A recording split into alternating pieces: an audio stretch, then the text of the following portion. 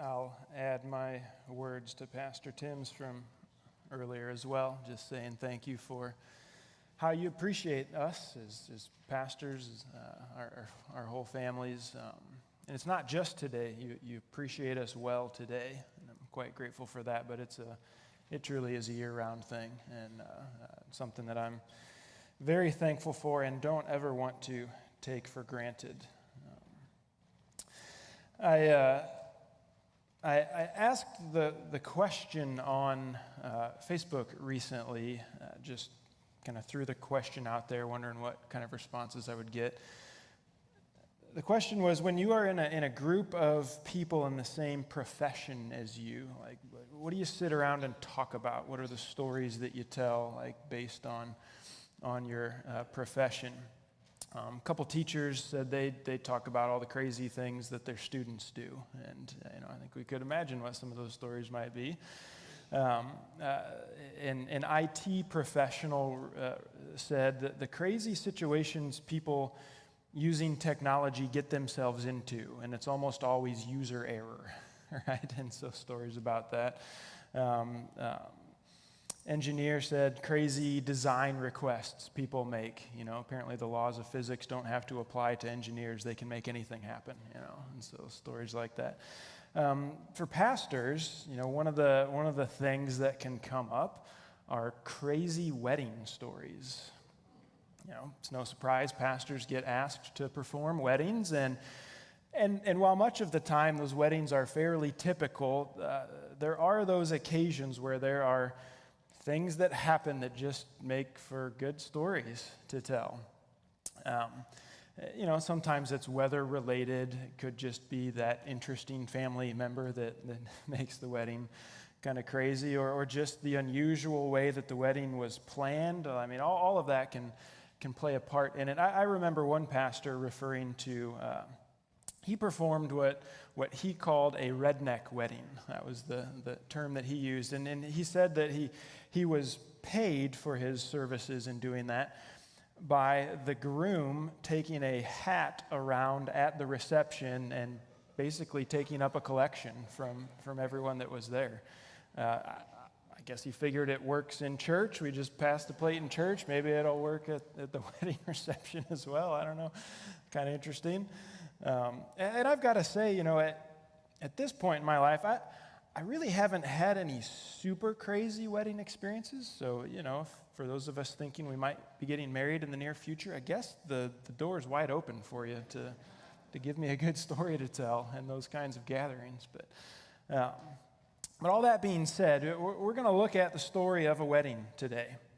John records that for us in chapter 2 of his gospel. And I'm sure this would have made the list of crazy wedding experiences that for any pastor, even pastors that have performed redneck weddings. Like this one today would be on that list. And so what I want to do this morning is I want to begin by just reading all the way through the story. It's 12 verses long.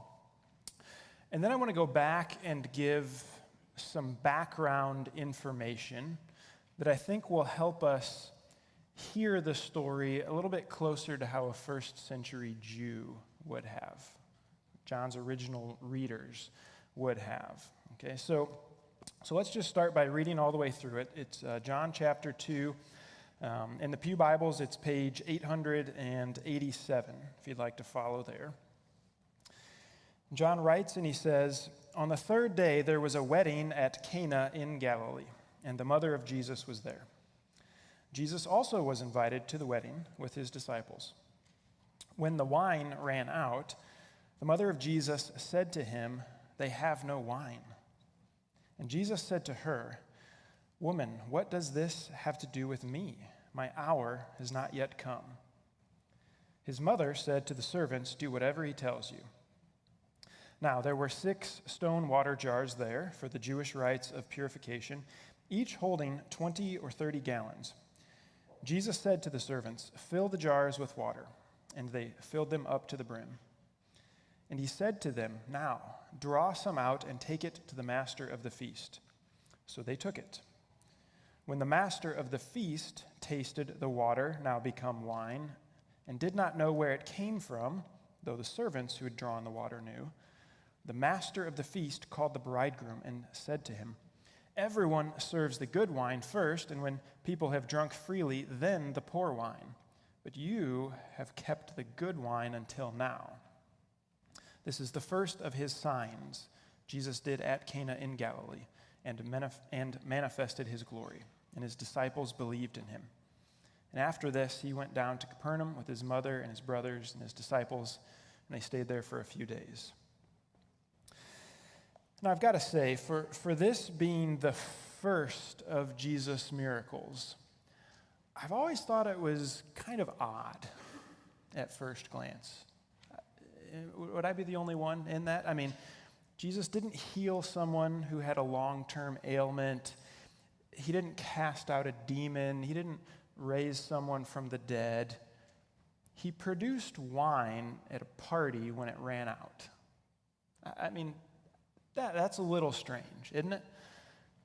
And I think if that's all the deeper we go with things, then I would say, yeah, I think this miracle leaves us a little confused, maybe longing for something of more substance, more spiritual impact, maybe.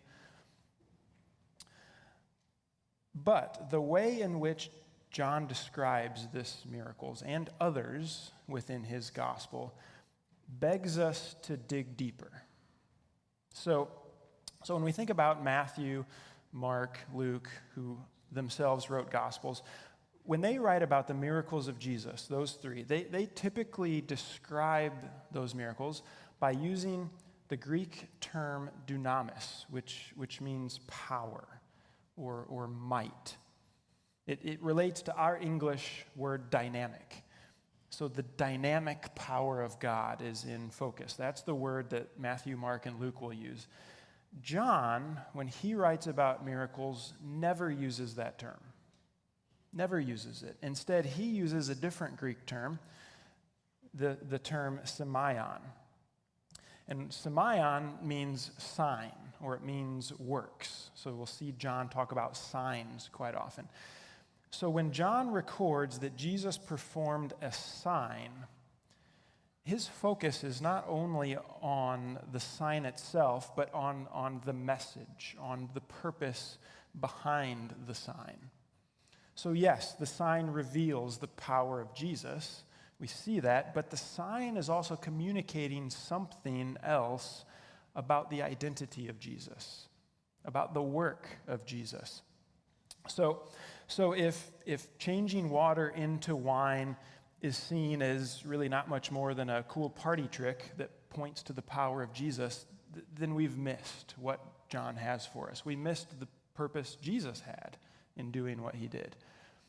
John clearly tells us this is Jesus' first sign. So what we ought to be looking for is Jesus' purpose in performing this sign.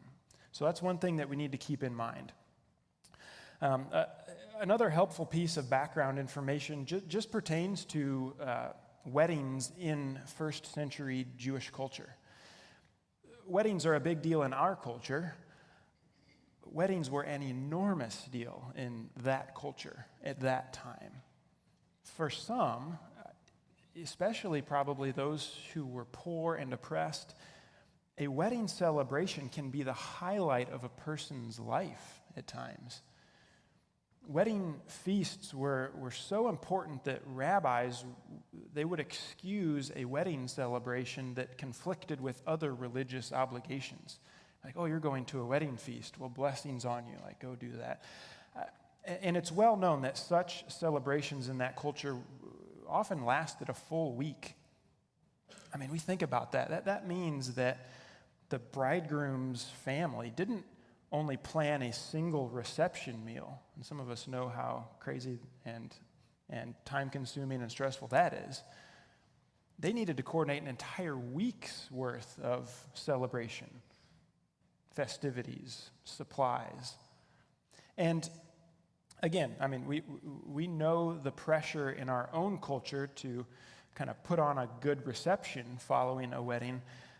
That is only a taste of what it would have felt like to not only plan something for a week, but do so in an honor-shame culture like this was in first century Judaism. I mean, to run out of wine would have resulted in unthinkable shame for the family that was throwing the party. It was even possible in certain circumstances to take legal action against a family that did not adequately provide for the guests. And can you imagine that? Can you imagine going to a wedding reception and then calling your lawyer on the way home to talk about some litigation because it just wasn't a good reception? I mean, man, to run out of wine at a wedding celebration in first century Israel was a major dilemma. I don't know that we can overstate it. So it's good to have that in our minds as well. Another helpful thing to know is what wine itself often symbolized in Jewish culture. And we see this in the Old Testament especially. Some places we see this. Proverbs chapter 3, verse 10 says that when you honor the Lord with your wealth, your vats will be bursting with wine. Psalm 104, verse 15 says that the Lord gives wine to gladden the hearts of man. Isaiah chapter 55, the Lord says, "Come, everyone who thirsts, come to the waters. He who has no money, come buy and eat. Come buy wine and milk without money, without price." In the Jewish context, wine was not simply a common drink. It was a symbol of blessing. It was a symbol of joy from God. And so again, it's another important thing to keep in mind as we are interacting with this story today. Some background on Jewish ritual cleansing is helpful as well, right? There's stone water jars used for purification, right? That draws our attention to that aspect of Jewish life. The Old Testament spoke about the need to be ceremonially clean after certain instances. Things like the birth of a child, or coming into contact with a corpse, or possessing things like a skin disease or a running sore, things like that. The Old Testament talks about cleansing and purification. Over time, the Jewish religious leaders added things to that. So they added things like the requirement to perform ceremonial cleansing if you simply come into contact with a Gentile or before eating a meal. Those things were added as well. So we think about a week-long wedding feast with a large number of guests eating many meals together. You can see how we would need a lot of water for that cleansing, those purification rituals to take place. I would say so much water, it probably isn't a shock that there were 6 large stone water jars present that were empty, right? Because all that purification had been happening throughout the week. But hello. We good? Batteries. All right. Do whatever you want to do, Trey. But those stone water jars, they're a symbol. They're a tangible symbol, I would say, of the way that cleansing and purity were pursued by the Jewish people. And then kind of one other quick bit of background information. And then again, we're going to read through the story one more time. A common theme in the Old Testament is that of God as bridegroom and Israel as the bride. Bridegroom and bride. I mean, so we think about a central event in the history of God's people was when they came to Mount Sinai. So they were released from slavery in Egypt, and then God led them through the Red Sea to Mount Sinai.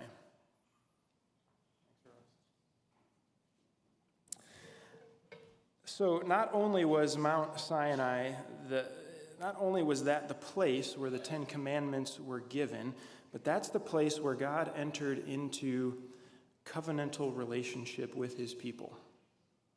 And that covenant was presented very much as a wedding covenant. You get that language in Exodus 19 and 20 where we see this taking place. So the people came to the mountain of God. God himself came down onto the mountain, and God called them to be his people, to be a kingdom of priests, to be his treasured possession. And God stated the initial terms of the covenant. He said that would be obedience to him. And the people gave an initial statement of affirmation saying, yes, all that the Lord has spoken, we will do. And with that declaration of intent, God then told Moses, okay, go have the people go away, get ready, consecrate themselves, and then come back on the third day for the official ceremony to take place. And that was, of course, when the Ten Commandments were given, and then immediately following that, Moses goes up onto the mountain and receives the rest of the covenant, the rest of the law. So we get that picture in Exodus, and along with that, prophets like Isaiah, Ezekiel, Jeremiah, they all utilize this bridegroom-bride language when they speak about the relationship between God and his people. So with all of that background information, I think we're ready to kind of read the story again and maybe hear it more with ears kind of more in tuned like a first century Jew or a first century follower of Jesus might experience. All right, Trey, I think we're good there. So let's go back through it again. John chapter 2, again, starting verse 1. Let's keep all these things in mind that we just talked about. On the third day, there was a wedding at Cana in Galilee, and the mother of Jesus was there. Jesus also was invited to the wedding with his disciples. When the wine ran out, the mother of Jesus said to him, "They have no wine." And Jesus said to her, "Woman, what does this have to do with me? My hour has not yet come." His mother said to the servants, "Do whatever he tells you." Now there were 6 stone water jars there for the Jewish rites of purification, each holding 20 or 30 gallons. Jesus said to the servants, "Fill the jars with water." And they filled them up to the brim. And he said to them, "Now, draw some out and take it to the master of the feast." So they took it. When the master of the feast tasted the water now become wine and did not know where it came from, though the servants who had drawn the water knew, the master of the feast called the bridegroom and said to him, "Everyone serves the good wine first, and when people have drunk freely, then the poor wine. But you've kept the good wine until now." This, the first of his signs, Jesus did at Cana in Galilee and manifested his glory, and his disciples believed in him. And after this, he went down to Capernaum with his mother and his brothers and his disciples, and they stayed there for a few days. So, with this story, even from the very first phrase in verse 1, on the third day, John is drawing our attention back to another wedding ceremony that took place on the third day. So as we read this story, really about an ordinary wedding, the names of the bride and the groom are never given to us in the story. We don't have a clue who they are. But in this story about an ordinary wedding, we have to have an eye toward that wedding ceremony at Mount Sinai. John's pointing us there. And we do know the names of that bride and groom. The people of Israel were the bride. God himself was the groom, the bridegroom. And just as God revealed himself to his people at Mount Sinai, so Jesus is revealing himself at this wedding. We ought to have our eyes watching, our ears listening for what Jesus is showing and saying about himself. Well, at this first century wedding, the tragic has happened. The wine ran out. And that sets the stage for this first sign that Jesus performs. Again, a sign revealing himself, revealing his glory, as John says. Remember, wine is a symbol of blessing. It's a symbol of joy. So in a symbolic way, we're being told that this is a group of people not just without something physical to drink. Yes, the physical wine ran out, but lacking in true blessing, true joy in life. What the people looked to in order for their spirits to be lifted was empty. Now, I think about, for the typical first century Jewish background person, where might they have looked to find blessing or find joy?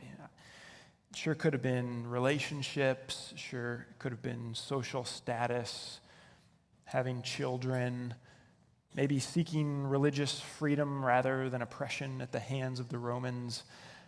Even think about the animal sacrifices and purity rituals and religious festivals and wedding banquets themselves. I mean, those are all good things from God, but didn't provide lasting joy, lasting blessing. They were, all those things were proving to be incapable of giving that true and ultimate unending blessing. So whatever it was that a person would look to for blessing and joy, it had run out.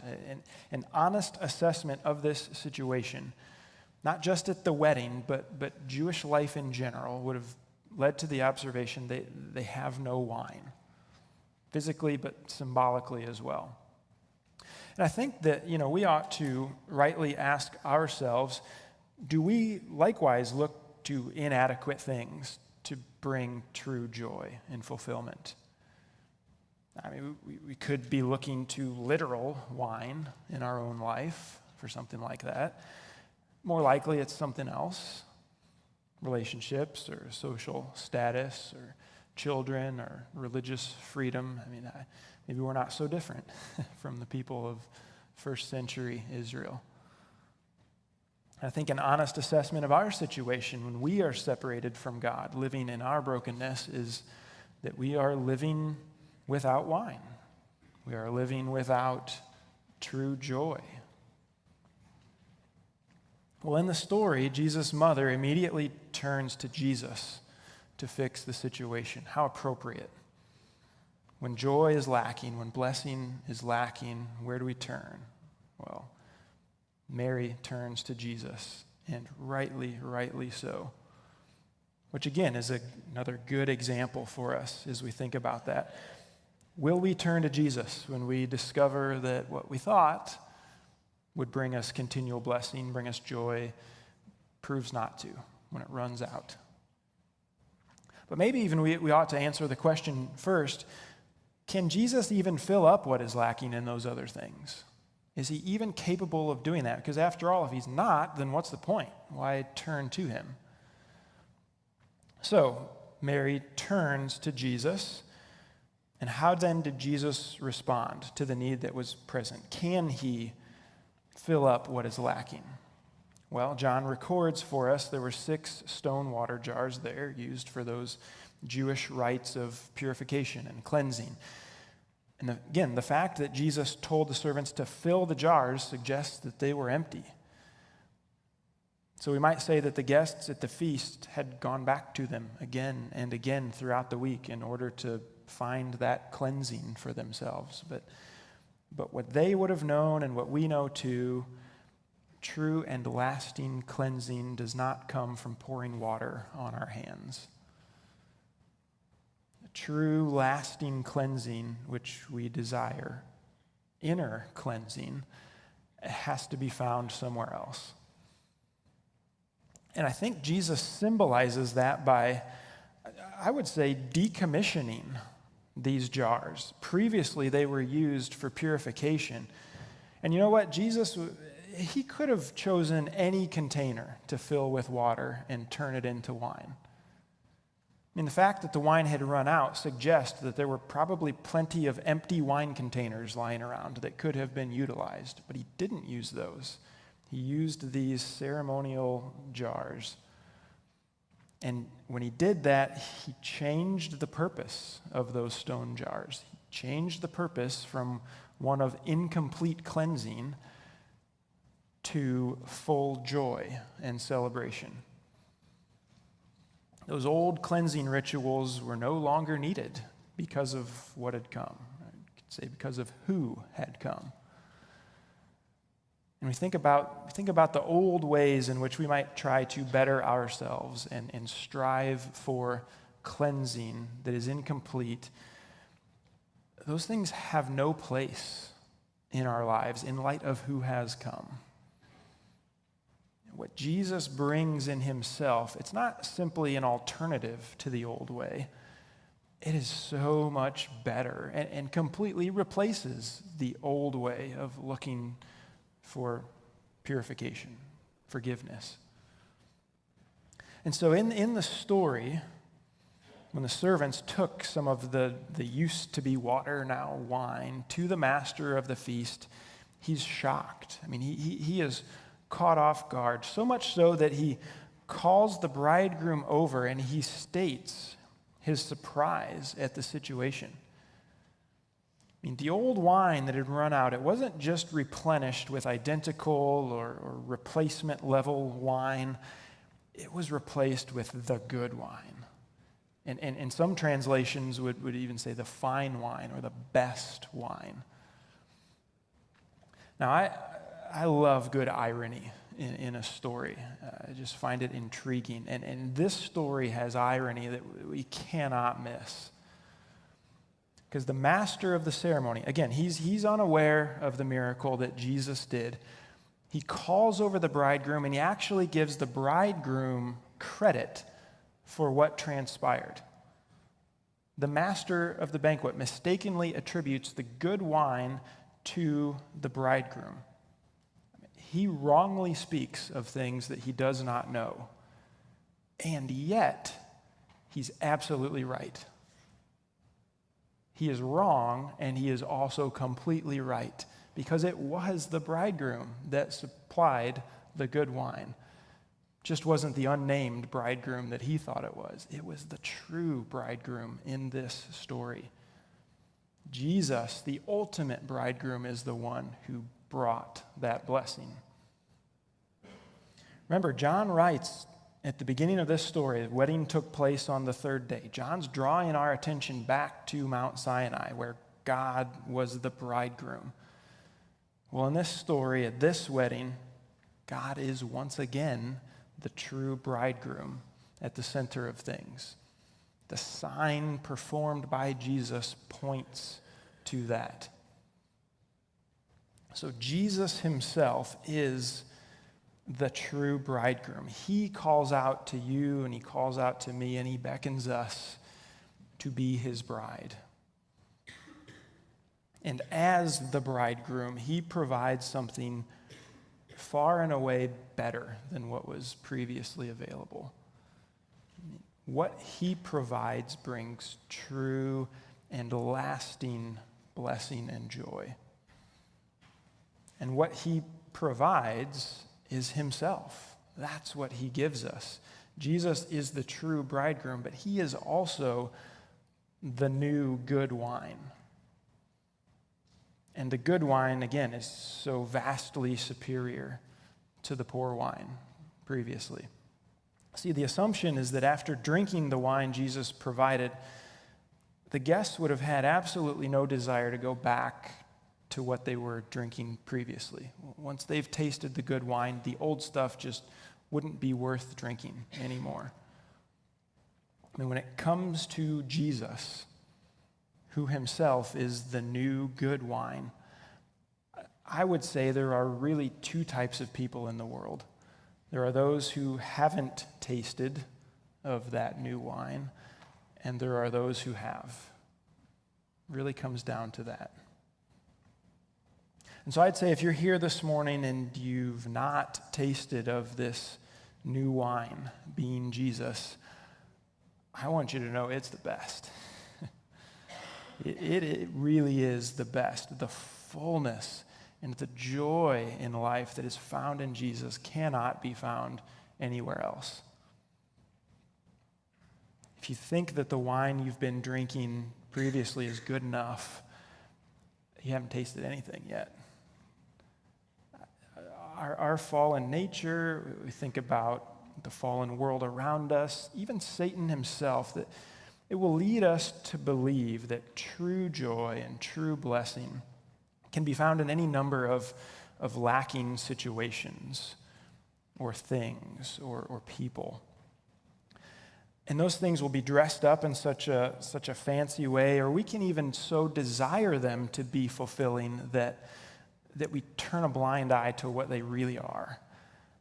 But the reality is that those things are nothing more than poor wine. That's what they are. Poor wine that cannot satisfy and will run out. When we're hooked on that poor wine and it runs out, we might immediately turn toward God and call into question his goodness. That can be our first response at times. But it may well be that it's God's very goodness that took away that poor wine so that we might be prepared to taste of the good wine which he provides. And think about this story. What if the wine hadn't run out? What if they had gotten enough for the full week-long celebration? Never would have tasted the good wine. But it did run out, and Jesus provided. And didn't just provide, but again, provided the best, provide what is ultimately fulfilling. Sometimes the old wine running out, sometimes our sense of it not being fulfilling might be the best thing that could happen to us, that it's God's blessing when those things take place. So I would say if you suspect today that your whole life you've only been drinking poor wine, I want you to know that there's a bridegroom who has something so much better to offer. So much better. And the invitation is just simply taste and see. Taste and see what the bridegroom offers is so good. It is the best. But if you're in the other group, if you're a person here today and you have tasted of that new wine which Jesus provides, then we ought to ask ourselves, why would I ever go back to that old stuff? Why would I ever push aside what my bridegroom offers and go back to that old wine which just utterly fails to provide true and lasting joy? The master of the banquet would have been a fool to call over the bridegroom and demand that he bring back the old stuff, the inferior stuff.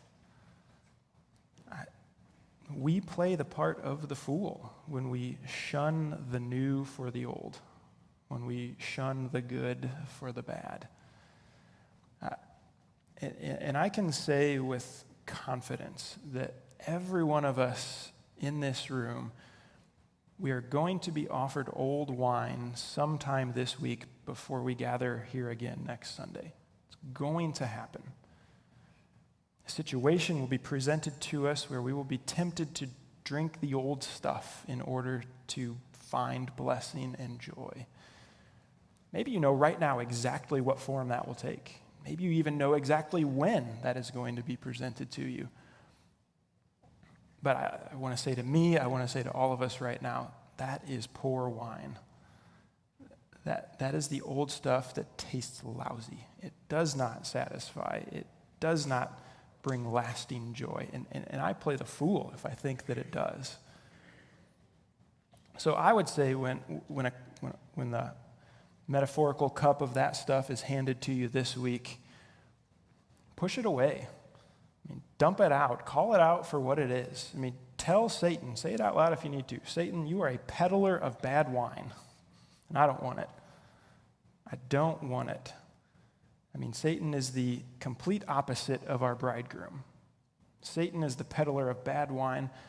Jesus is the provider of the best wine. And so we think about this story. Is it just a party trick that Jesus performed? It is so much more than that. It is him revealing himself in a very symbolic and yet very powerful way to those who were present, to us as well, who get to read in John's gospel. The first sign that Jesus performed is in and of itself an invitation to a wedding.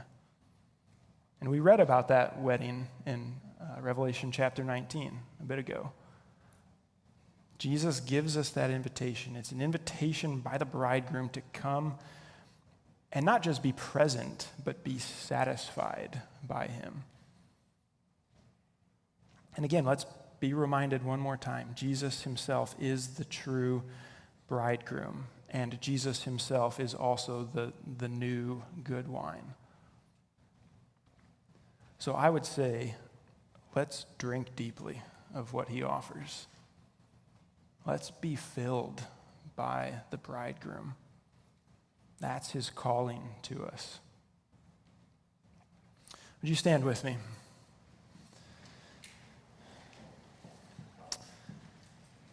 Let's come to God as his bride this morning and worship him and give him thanks, not just that he has called us to be his bride, but that he provides all that we need, what is truly and eternally joyful and a blessing to us. So let's pray together.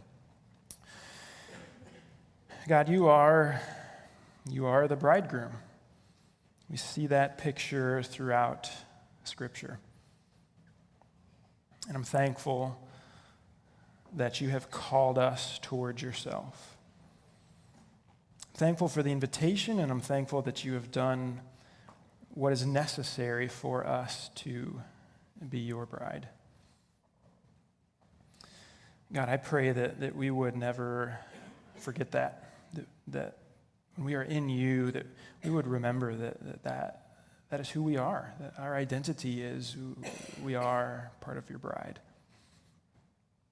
And we're so thankful as well for how you provide for us.